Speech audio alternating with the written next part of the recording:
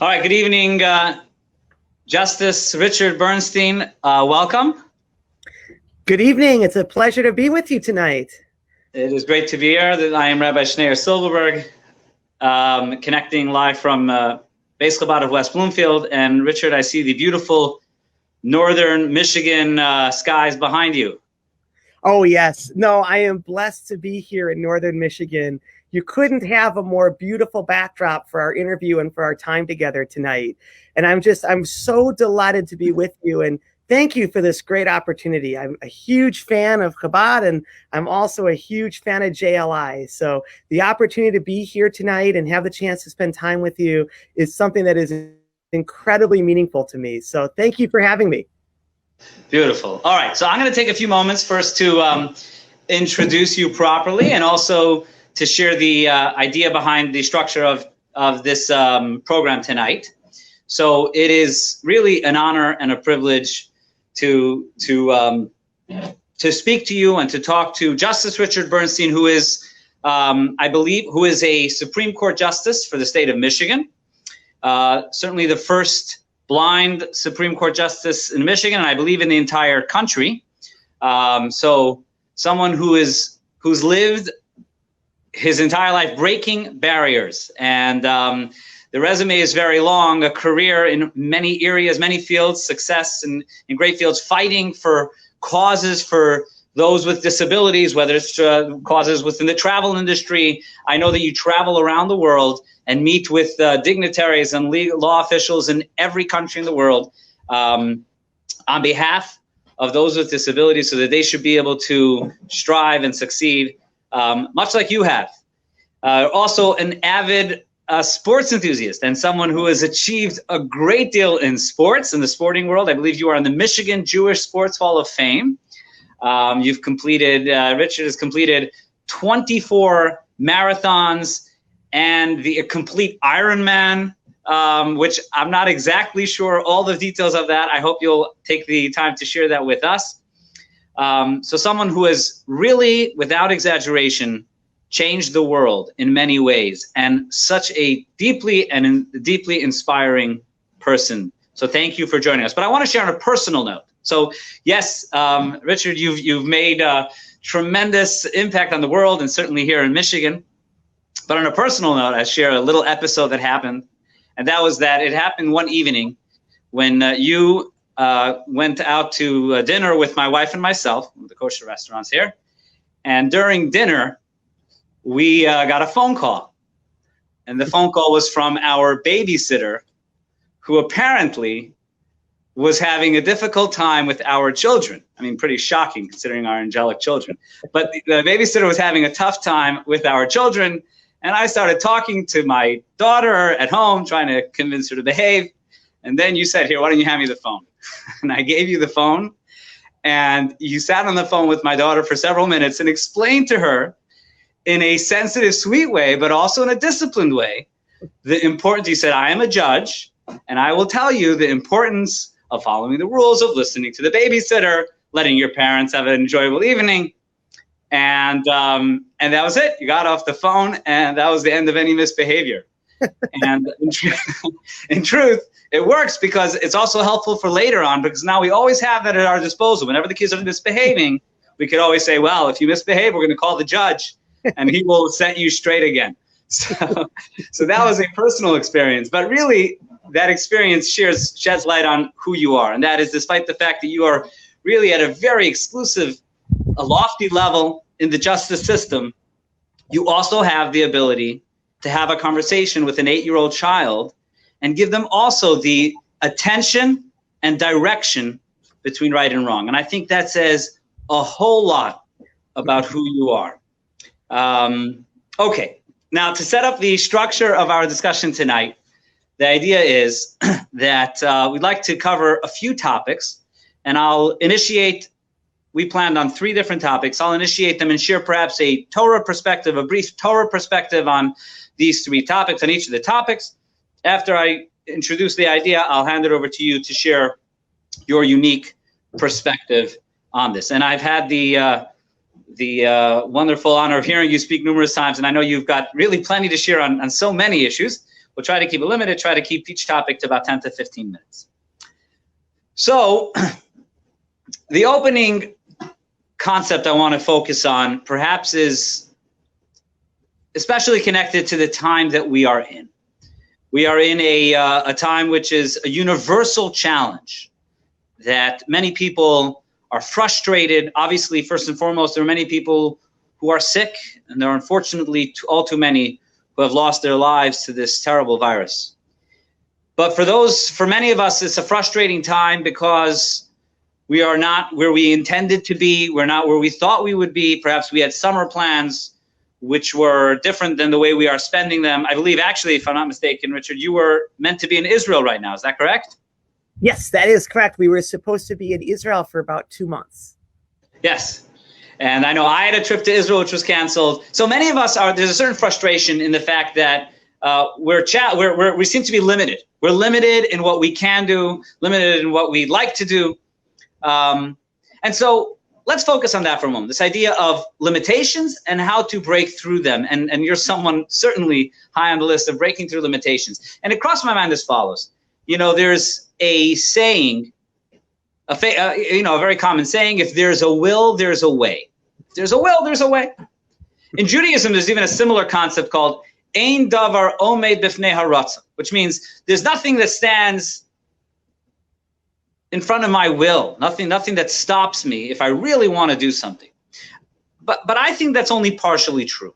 I think that that's true in certain situations, that if I really will it, I can have it. But there are some circumstances which I can't control.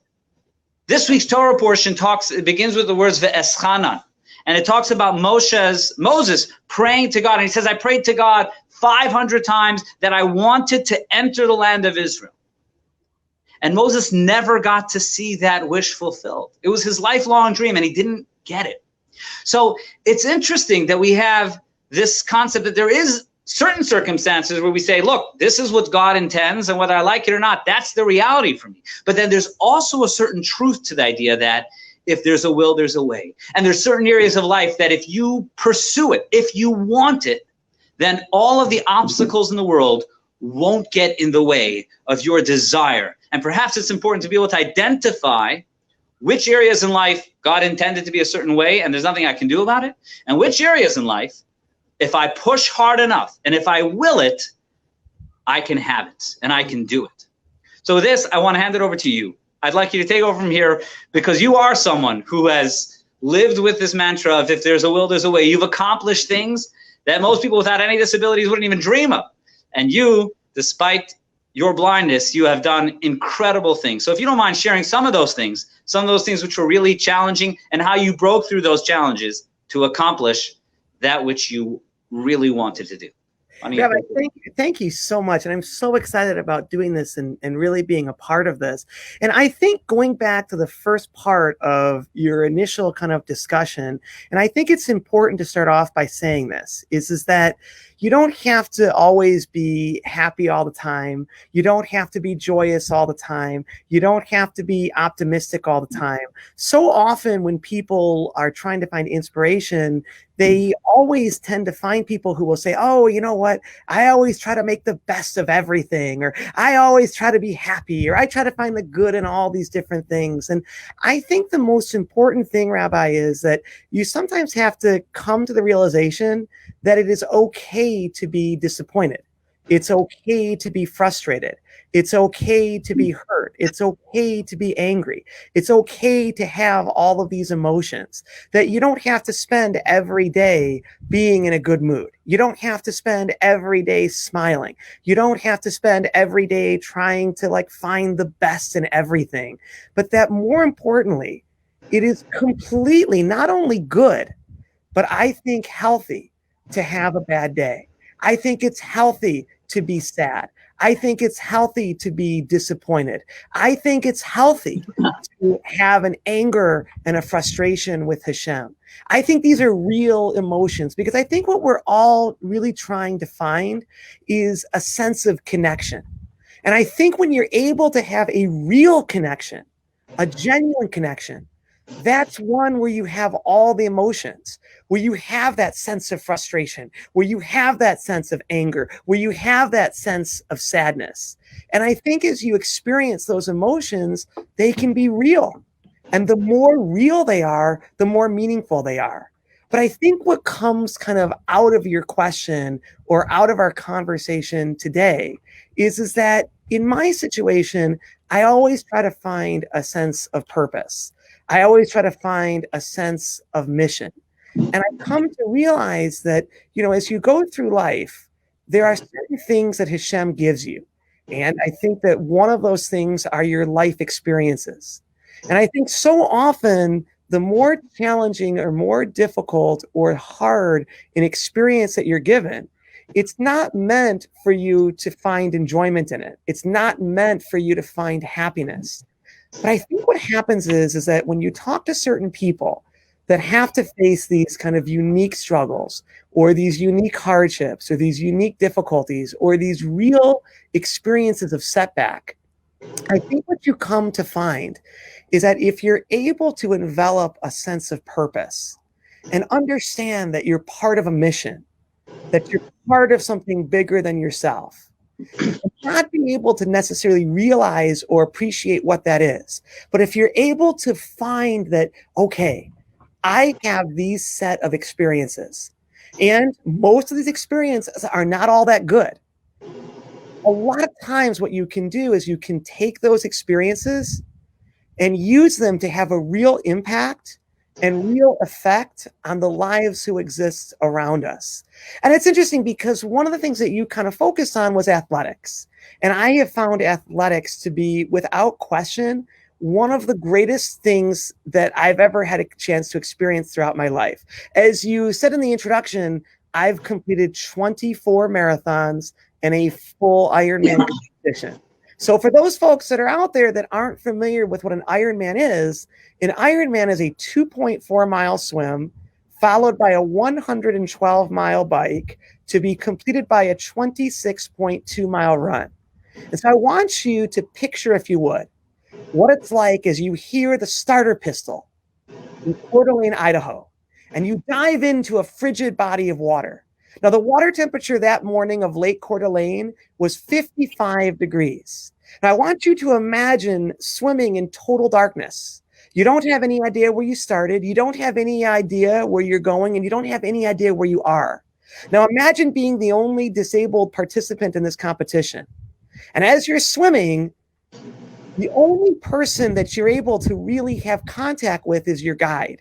And there's a rope that goes around your waist and a rope that goes around his waist, kind of like a lasso.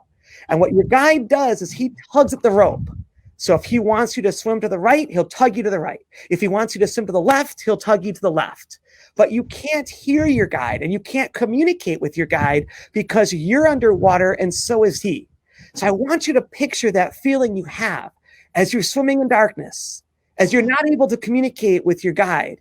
And as all the other swimmers who are competing, they call it the washing machine, repeatedly kick you over and over again in the face. Now, they don't do it intentionally. It's just called the washing machine because what's happening is you have all the people swimming together. So if somebody wants to get past you, they're going to push you down and they're going to swim on top of you. And then what's going to happen is as they're doing that, they're going to hit you in the face. And when you're blind, you can't brace for the ensuing impact that happens as you get kicked over and over again. And so what you find when you're going through this is that I think the essence of Hashem really starts to come through. Because what tends to happen when you're in a situation where you're getting kicked in the face, where it's 55 degrees is the water temperature, it's so cold that you sometimes start to feel convulsions. And then other swimmers get tangled in the rope that connects you to your guide. And as they get entangled in the rope starts to become ensnared. And as the rope ensnares, it starts taking you below the surface. So picture it. You have another person. They're now entangled in the rope that's connecting you to your guide.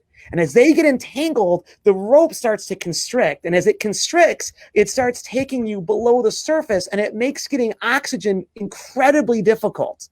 So what you have to do at that moment And the reason I think I do these competitions is because when you're doing endurance competitions, these allow for me to have a sense of connection.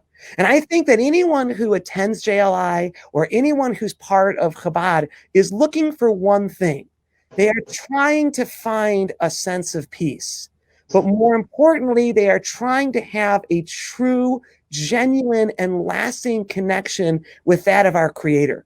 And what you find in turbulent times like an Ironman, when you're scared, when you're panicked, when the outcome is unknown, when it's unbelievably painful, and when you don't know what's going to happen, and when you're really struggling, what you come to find at these moments and at these times, and that's why I connect so much with Chabad and the messaging of Chabad, because what Chabad teaches us is this idea that if you put yourself out there, if you believe in what it is that you're attempting or trying to do, and you take it to the limit, that Hashem will carry you the rest of the way, that he will allow for you to have the strength and the perseverance and the resilience and the power to achieve the mission that you ultimately set out to do. But you have to do it with that sense of belief. You have to do it with that notion that it's going to be painful, that in certain situations, it's going to be dangerous, that it's going to be difficult. And in certain circumstances, the outcome might not always be known. But it's that belief that if you've trained, if you've done the work, if you're putting in the effort, that something miraculous happens when you're going through that kind of a competition and when you're having that kind of experience. What ultimately happens is you come to realize that often is the case that our bodies are mortal. And for some people like myself who are born blind, what you come to find is that, yes, we have certain infirmities, but if you really push for it, and if you really believe, and if you make the sacrifice, and if you live your life with passion and mission and purpose and drive and determinations and a sense of resilience that allows for you to use each and every day the way it's intended to have meaning, to have that sense of mission, to have that sense that when the day has been completed, that it was used for something grand and that it wasn't wasted. And what you find in an Ironman competition, it's the ultimate test because you realize that, yes, the human flesh is incredibly mortal, but it is our spirits that are truly all powerful. And for me, as I try to connect, as I go through life and do these athletic competitions and then ran for the Supreme Court of the state of Michigan and served as an adjunct professor at the University of Michigan, it was done with this belief that you're part of something grand and you're part of something bigger than yourself and that you're living your life with mission. But most importantly, you come to realize that every day has to have a certain value, that every day has to have a certain meaning, that every day has to have a certain purpose. And there has to be one great thing in every day that you're able to look back at and say, today was a good day.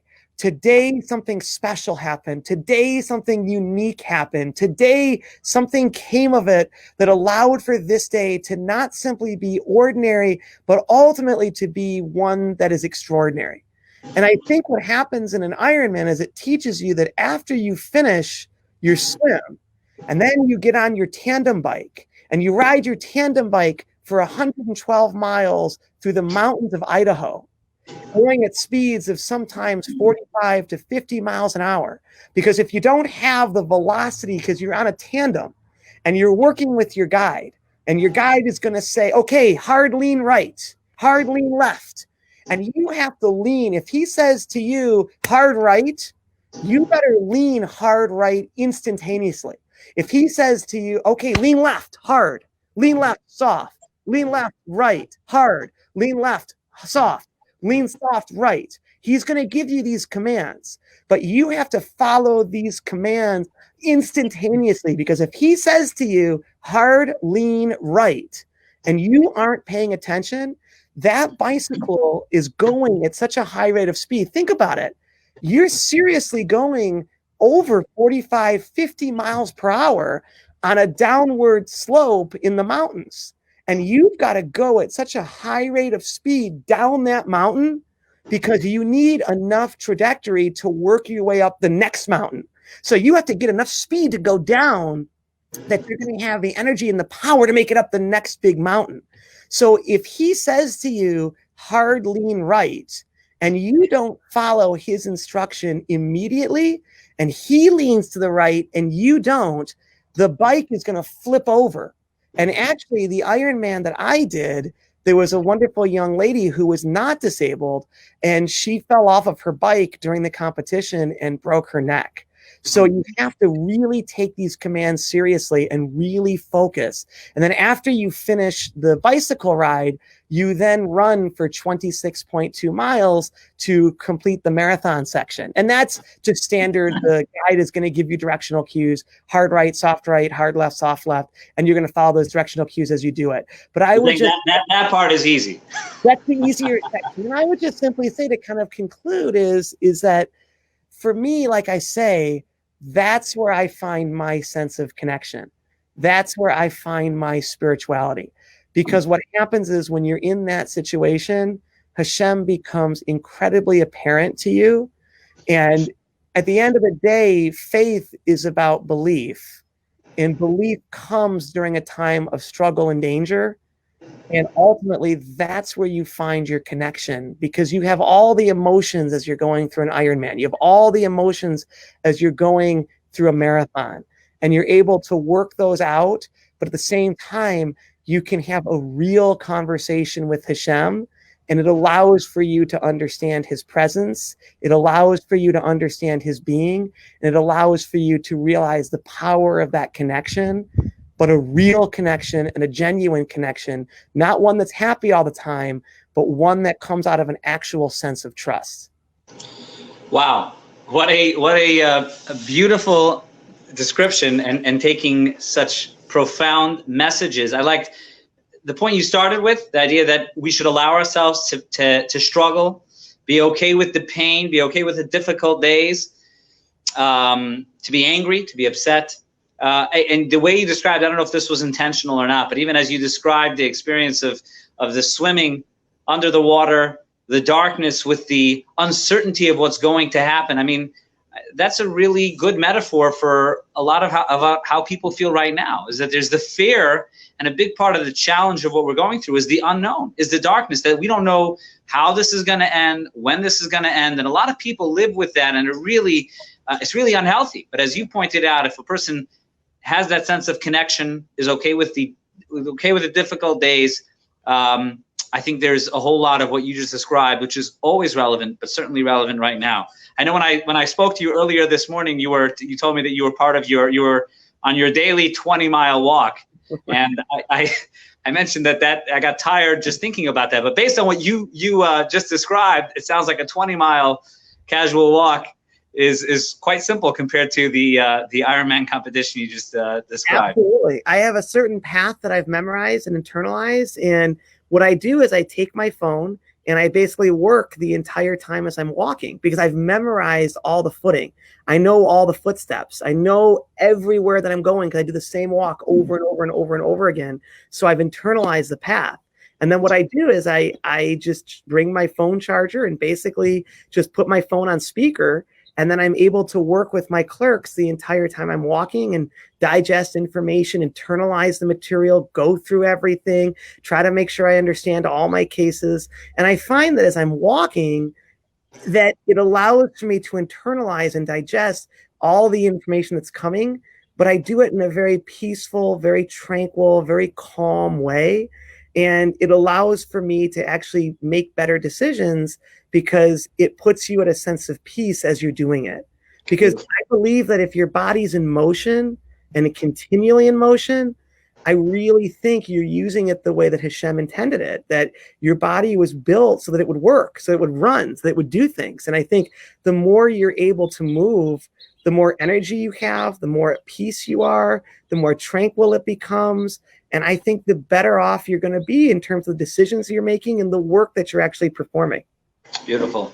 All right. I want to jump into our next topic. The next topic, let's Well, connected to the time of the year that we are in, as many know, we are now during a period called the 9 days, the 9 days of mourning, which culminate this coming Wednesday night and Thursday with the 9th of Av, which is widely considered to be the saddest day of the Jewish calendar. Now, I know, Richard, you are an upbeat, happy person, but so let's try to turn this around a little bit. So the 9th day of Av, again, Wednesday night and Thursday, which is a fast day, is a day in which we commemorate many tragic events that took place in Jewish history, but specifically, it is a day of the destruction of both the first and the second holy temples. There's a very interesting Talmudic medrash on the which talks about the destruction of the temple, and it says that on the day of the destruction of the temple, there was a farmer who was far away from the city of Jerusalem, and he had a cow, and as they were working, the cow suddenly stopped and let out a loud noise. And it says there was an Arab walking by who understood the language of animals and said to the Jewish farmer, he said, "What the noise that your cow just made is a sign from heaven that your temple has been destroyed." And then what happened was, a few moments later, the cow let out another bellow, another noise. And the animal interpreter, if you may, said, that means that your Mashiach, which means your Messiah, has just been born. Now, many times these stories in the Talmud are meant to convey a deeper message and a more metaphoric message. And the message, as explained, is that the very day that the temple in Jerusalem was destroyed, that day, God already planted into the world the seeds of redemption. The one door closed, and God says, but there's another door opening. There is no such thing in Jewish belief of divine destruction for the sake of destruction alone. Anytime there is destruction and is painful, we also recognize that there must be an opportunity here, and not just an opportunity to get back to where we were before, but to actually reach a place and a state which is greater than we were at before this destructive period. And this is so essential in Jewish belief, where unfortunately we have a history of many tragedies and many downfalls. But at every point, we recognize that, yes, there is destruction, there is pain, there is mourning. But as it happens, God has already created the opportunity for growth. So with this in mind, I want to turn it to you, because I know you, with everything you described in your routines and your marathons, I know you have a personal story of destruction, if you may, and how you rebounded from that. So why don't you take it over from here?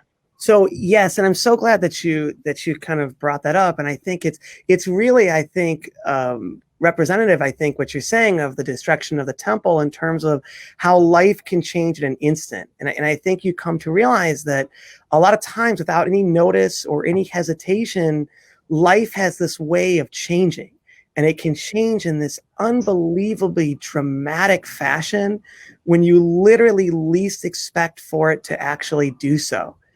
And what's interesting is I was at a stage of my life, because athletics is so important to me. It's like there are certain things that just kind of make us who we are. And I guarantee anyone who's a part of this has a certain thing that they love.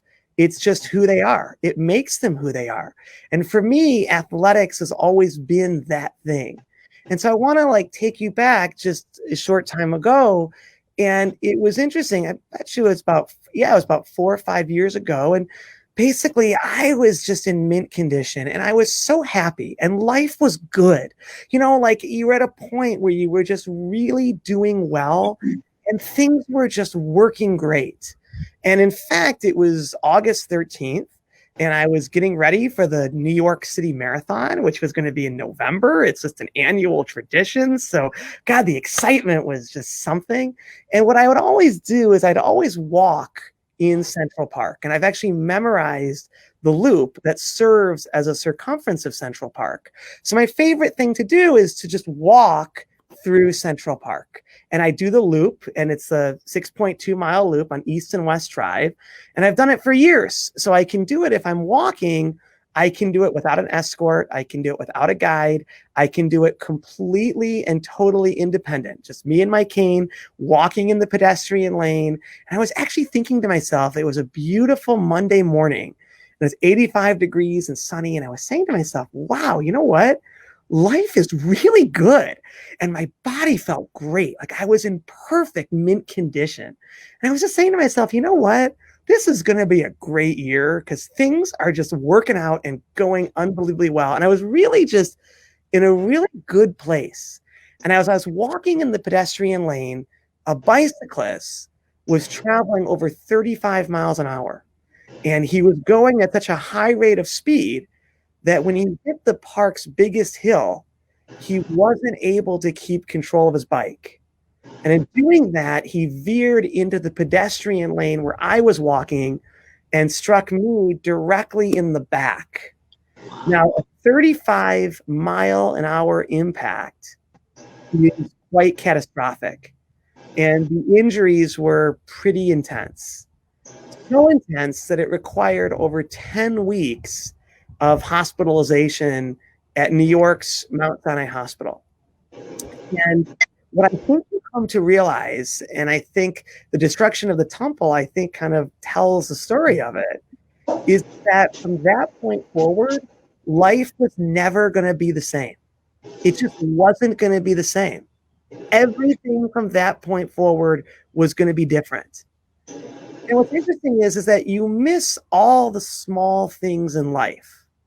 You miss what it's like to have the chance to use the bathroom, or you miss what it's like to take a shower, feel that warm water caress your body, all those simple things. You miss what it's like to have the chance to be with friends, or to have the opportunity to go to a restaurant, or to have the chance to ride the subway or take a bus or be in a taxi. And you missed every aspect or essence that kind of comes out of life. And a lot of that is correlative to what's happening now with COVID, which is basically all the fundamentals of life, all the things that kind of give life its value, or give life its meaning, or give life truly its essence, are for all intents purposes no more.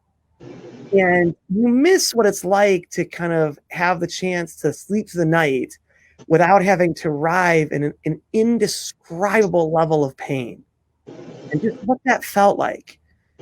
And it's interesting because I want to kind of throw something in before we kind of get to kind of the rebirth, because that was pretty much the bottom. And you really couldn't be in a worse situation. You couldn't feel more pain. You couldn't have more agony. That was, as far as I was concerned, that was pretty much as bad as it's going to get, because I kept saying to myself, oh my God, like, what kind of a life am I going to have from this point forward? I mean, this is my whole world is athletics, and I can't even use the bathroom. I can't even sit up in bed. There's not a single thing I can do for myself. And what's really interesting about, as we share this discussion, what's really interesting about that in kind of relative kind of, component to where we are with COVID, is that you're going to find this to be kind of pretty unbelievable, but I'm just going to say it nonetheless, was being in a hospital for 10 weeks and having to learn how to walk again and having to now live with an indescribable level of pain. This is going to come as a shock to a lot of people. That was actually less difficult than how I have found COVID. COVID, I think, has been more difficult. And here's the thing. I couldn't be healthier. I'm incredibly blessed. I feel healthy. I feel great. I'm doing my 20-mile walk. I'm out there. I'm trying to live life and experience it to the fullest. So I have had no issues whatsoever with the actual COVID. But here's the thing. When I was in the hospital at Mount Sinai, people were coming to visit constantly.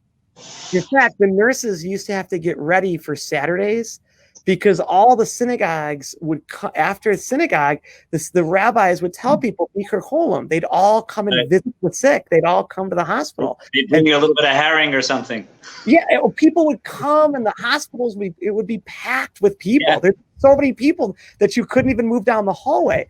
And what's really interesting is that because you could have people, and because people were constantly surrounding you, and because you had nurses and doctors, and most importantly, you had people that were just constantly around you and with you and supporting you and calling and visiting. And the room in the hospital was filled with even with pain. You had so much joy in the fact that the people brought that joy to your hospital, that having people meant life. And to be candid with you, the difficulties of COVID with the isolation and the quarantine and the social distancing and all the things that go into this, I find that to be more difficult than going through the injuries that I faced at Mount Sinai, because the absence of people is the absence of life and the absence of joy and the absence of spirit. And I'll just kind of conclude this topic really quickly by just kind of saying this, that as you talk about the destruction of the temple, and you talk about total despair and the diaspora and the world changing for us in the most dramatic fashion possible, it's the same thing that happened in the hospital. Was you had to start thinking about your new life and the new world that you were going to be a part of. You couldn't focus on the world that you once had. You had to start focusing on the world that you're now a part of. You couldn't focus on the life that you used to live. You have to focus on the life that you now have. And I think the key thing for folks that are part of JLI is to kind of take this notion to its fullest extent possible, and to realize and to remember this, because I think this is absolutely critical, is that the power to deal with very difficult and challenging times, a lot of times, a lot of the congregants and a lot of the folks that we know. Second, Richard, yes. We're having a hard time hearing you. I don't know what it is. If something, maybe it's just me. Okay, let me. Do you hear? Maybe the microphone changed, or is it just me? Is this better now? Is it sounding better now? I don't know. Maybe this is my computer, but it is.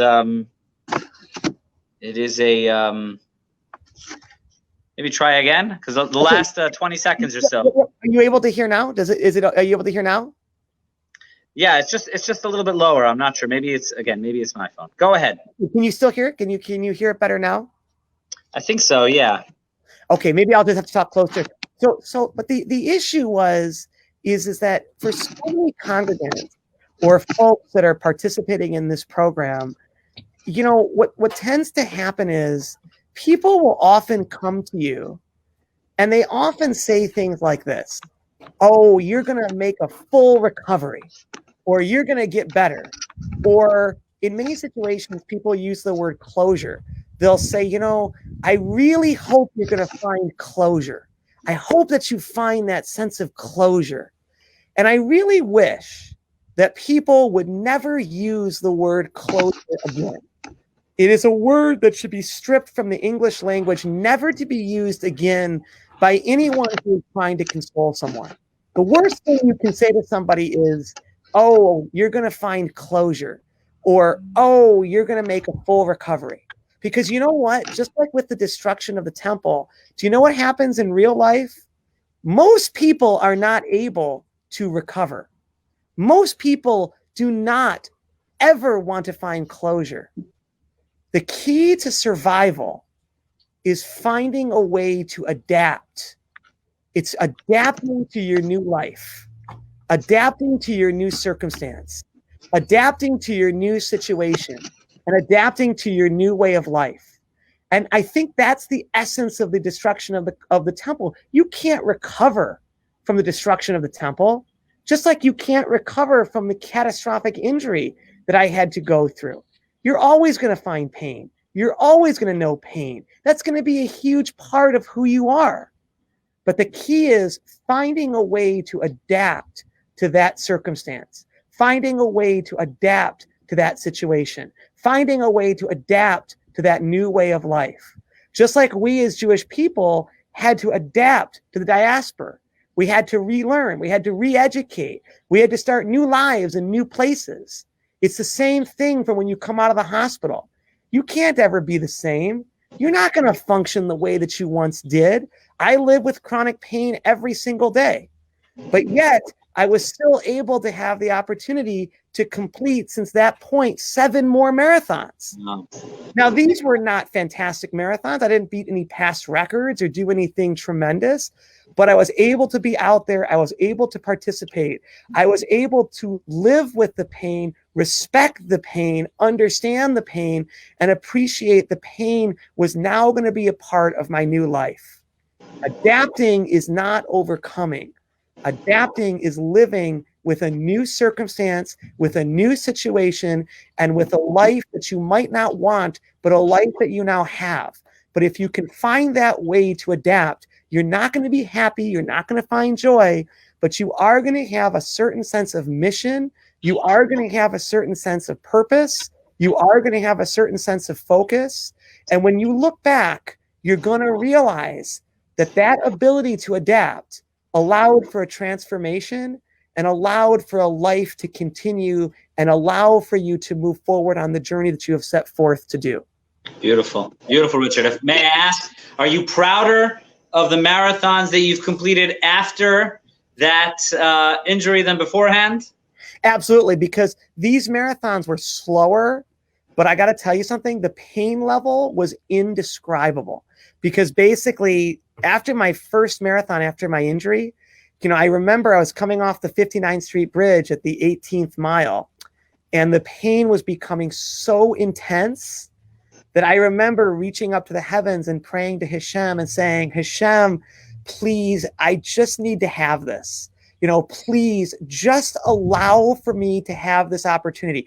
Just allow for me to have this. Because if I can have this, this will allow for me to turn a page. This will allow for me to start a new chapter. But you have to let me have this. And I have to say that it was really at that moment when I was praying that he would allow for me to cross the finish line and that he was going to allow for me to reach this goal, to have this mission complete. But it was just that notion of asking him, so please just let me have this. I don't need a lot, but I really want this. Allow for this to be mine. Allow for me to achieve this. Allow for me to accomplish this, but I just need this. And what was interesting was, and I will say this, what was really interesting is right at that moment, you were able to feel a sense of peace. And that's what we're all looking for. And I think at that moment and at that time, I was able to find my peace. And I was able to find my peace with my new body, my new life, my new circumstance. But most importantly, I think at that moment, coming off the 59th Street Bridge, turning onto First Avenue, in that level of pain when the storm was raging, for me, I was able to make my peace with Hashem. It's interesting. I'm thinking, as you just described that last point of at that 18th mile and the challenge and the turning to God, it reminded me of an episode of one of the perhaps most powerful verses in the Torah. When thinking about strong people, we think first of the strongest person in Jewish history is considered to be Samson, Shimshon. And it says at the end of his life, when he was captured by the enemy, by the Philistines, and he was held captive and they tortured him. So it says he turns to God in one last moment. And he says to God, please, Zachrenina v'chazkenina. He says, God, please remember me and give me strength this one last time. He says, I've lost my strength. I've been captured. But give me strength. And it's this idea that when everything else, my body seems not to be working anymore, and I turn to God and says, let me have this. That what you described, that 18th mile reminded me of that. Okay, we are short on time, but I do want to try to get one last topic in. Yes. And just move on to your career as a Supreme Court justice. Okay. So you're in a field. You're in a field which you make major decisions for major. I imagine for major cases, perhaps some of the smaller cases as well. The topic of justice is very important in the Talmud. It's very important in the Torah. Maimonides lists no less than 30 of the 613 commandments. 30 are given to judges in telling them how to properly adjudicate and how to make sure the justice system is indeed just. I was reading in the Talmud last week on this topic because it has to do with last week's Torah portion. And one of the judges in the Talmud was a man whose name was Rav. He was known as Rav because he was widely revered as one of the great leaders of his generation. He was known as Rav. And he would say the following quote when he would go to court to be the judge. When he would wake up and go to court every day, he would say the following. The Gemara says it in Aramaic, but I'll paraphrase it. And he basically said, every day I go out to court and I face death. And what he meant by that was that I face the very severe challenge of judging properly. And I take it very seriously. And there's a great fear of misjudgment. And I don't do it for any financial reason.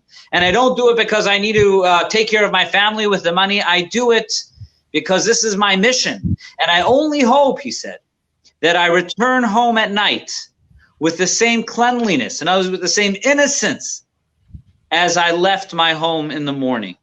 He understood the severity of his role, of his position, and he only hoped that he will be able to go home with that same cleanliness, that cleanliness of justice that he left his home in the morning. So being someone like yourself who is on the Michigan Supreme Court, what would you say, maybe a short thought or two, are the challenges and what goes through your mind when you prepare for this role in the justice system, in a court case, in a severe court case? What are some of the thoughts that go through your mind? I think the biggest challenge that judges face, and the thing that probably I think about on a pretty consistent basis, on a daily basis, is I believe that when we ultimately, reach the end of our days, I think the thing that is going to be the most difficult element of that, and the thing that I think is going to be, for me, the most challenging part, and I think for all judges, but what I kind of worry about and contemplate and think about on a pretty consistent basis, is that you're going to be shown what could have been. So I think that's going to be the hardest thing about when we come home, is the notion that you're going to be shown what could have been. You're going to be shown that at every stage in your life, you made a certain decision, and you're going to see kind of how your life turned out, or what you ultimately did to somebody else. And you're going to see, though, what it could have been, how it could have been different, how it could have been better. That if you made a different decision, how much better someone's life could be.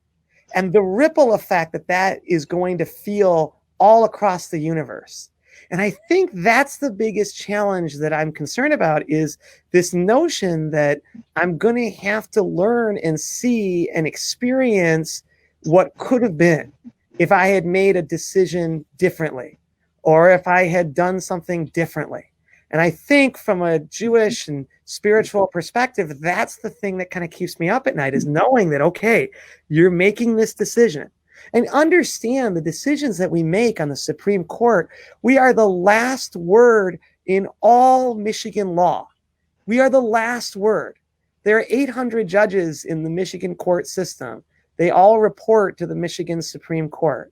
So any case that comes to us, that's going to be the final verdict. And you're dealing with some of the most challenging issues. In a criminal context, you're dealing with capital cases. Capital doesn't always mean death penalty. It means life in prison without parole. You're dealing with the most severe and serious of criminal matters. You're dealing with the most intricate and complicated of civil matters.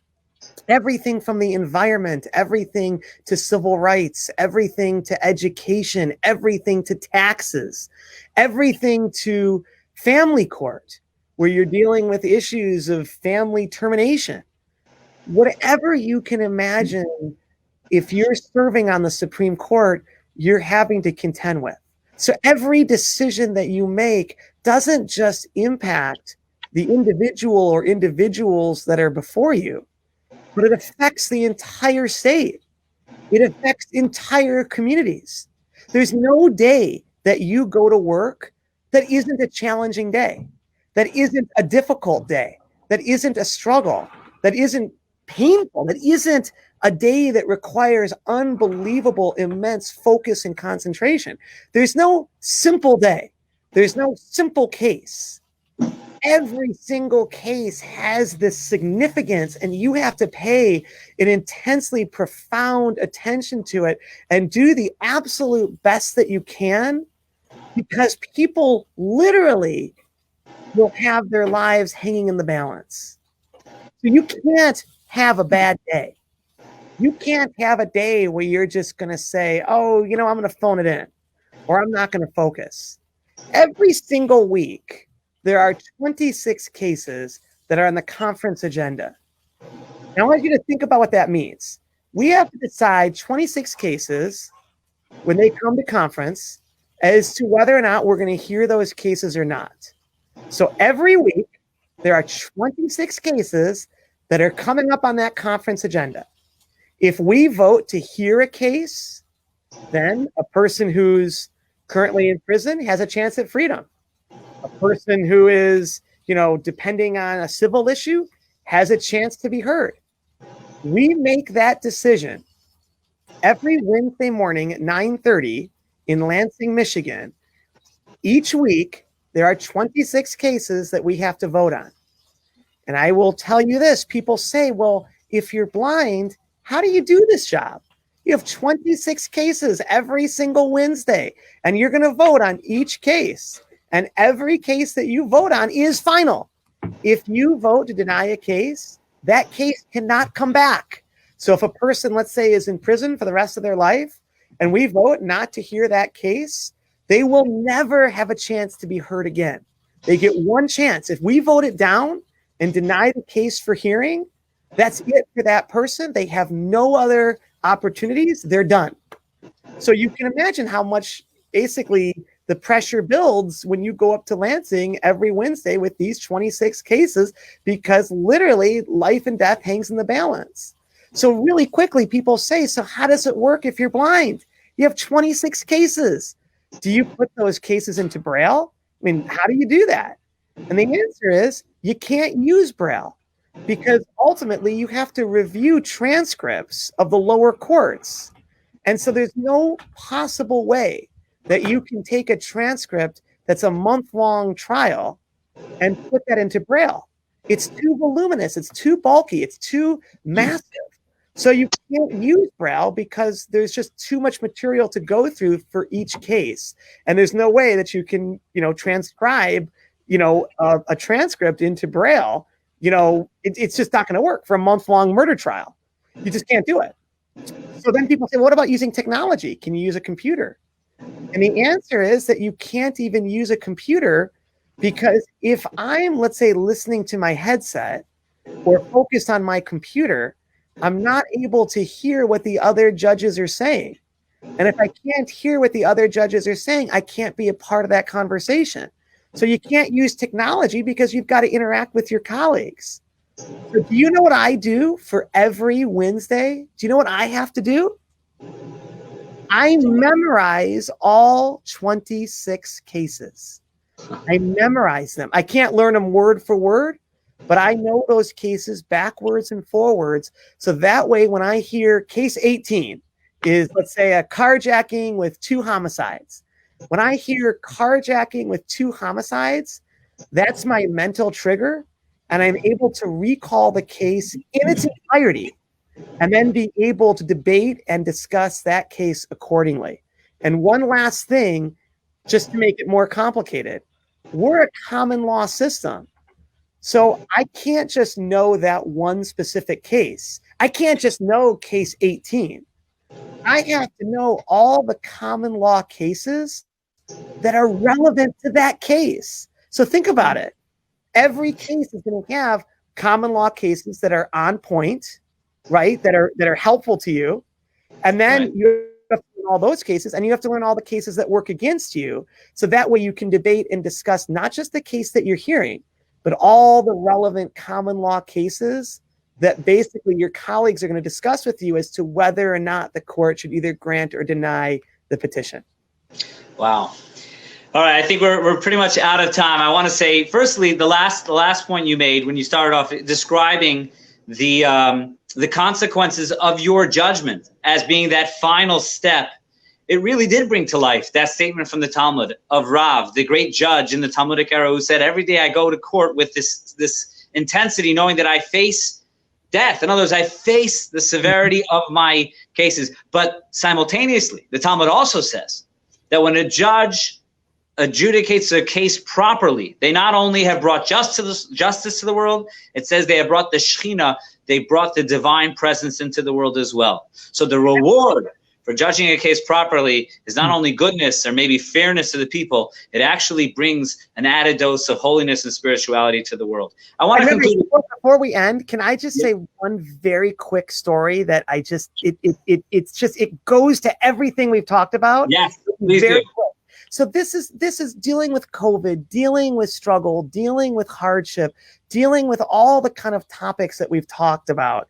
There's a story that I always go to, and it's a basic story because it really resonates with me. And it has had such an impact on me in terms of kind of how I see it.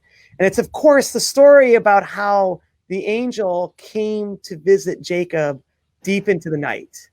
Yeah. And as we all know, there existed an immense struggle and a battle that raged through the night until the dawn of the new day. And as the story tells us, it tells us that the angel then blessed Jacob, but gave him a new name. And of course, we know the name is Israel. And the way that I interpret this story is, it's the next part that I really kind of focus in on, is that the angel did not leave Jacob uninjured. He left Jacob with a shattered hip. Yeah. And he had to walk with pain and know tremendous struggle for the rest of his days. And as we know, Israel is translated to mean one who struggles with God. And I believe that it's interpreted to mean exactly this. This is just my belief, that it was only through Jacob's pain, it was only through his struggle, it was only through his setback that the angel gave him, that he was able to empathize, that he was able to understand, but most importantly, he was able to connect. And it's only through that connection that he was able to become a leader and the father of our people and that of a nation. Beautiful. Sure, I love it. And this is a story you're not just sharing, but really your life exemplifies this idea. I'll conclude myself with the following. You know, having spoken to you, hearing your life and your accomplishments and the way you described the marathons and your struggles and memorizing 26 cases on a Wednesday morning, you know, it's easy for the rest of us who are hearing this to feel small. And it's easy to feel small in your presence. But I want to go back to that circumstance which I began with when we were sitting down and having dinner. It was a couple of years ago. And again, you helped out with the kids and the babysitter. There was something else I noticed as well. And that is, I will always remember that there was a waiter who took care of us, who tended to our table.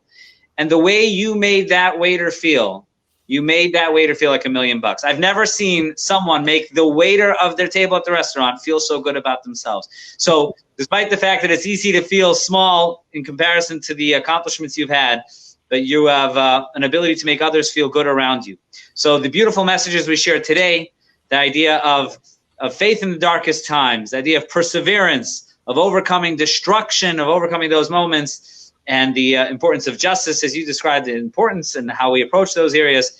Thank you so much for your time, for your wonderful messages, and God should bless you. God should bless you with continued achievement, continued success, continue to change the world in a positive way, making the world better, peaceful, more just, and more holy. Thank you, Richard. Have a good night. And next year, in person at JLI. Absolutely. In person. There you go. I agree. God bless. God bless you. Bye-bye.